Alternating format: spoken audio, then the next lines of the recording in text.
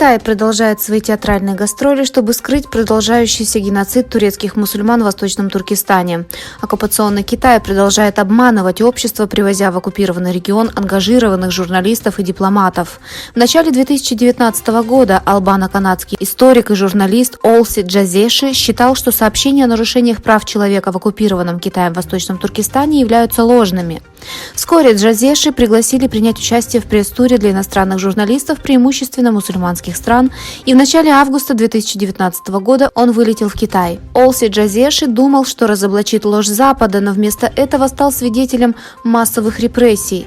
«То, что я увидел, было попыткой искоренить ислам в Восточном Туркестане», — рассказал он.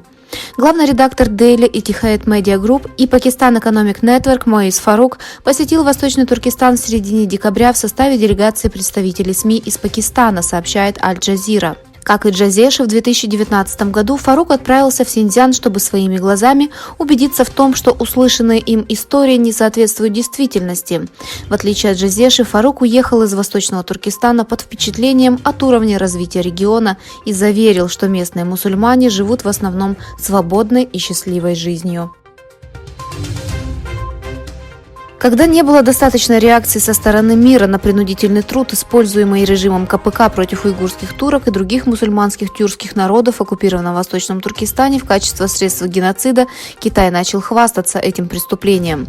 Китай заявил, что за первые 10 месяцев года в оккупированном Восточном Туркестане было трудоустроено 456 тысяч человек, что свидетельствует об успешной поддержке Пекином экономического развития для создания счастливой и гармоничной уйгурской общины. Власти стремятся к полной занятости в Уйгурском автономном районе в качестве ключевой экономической стратегии по сокращению бедности, заявила 25 декабря контролируемая Китаем сеть Тенритак.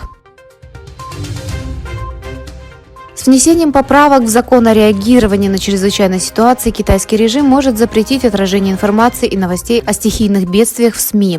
Китай планирует внести поправки в свой закон о реагировании на чрезвычайные ситуации, сообщила 1 января газета South China Morning Post, вызвав опасения экспертов по поводу того, что китайский коммунистический режим может ввести дополнительные ограничения на освещение в СМИ стихийных бедствий и несчастных случаев.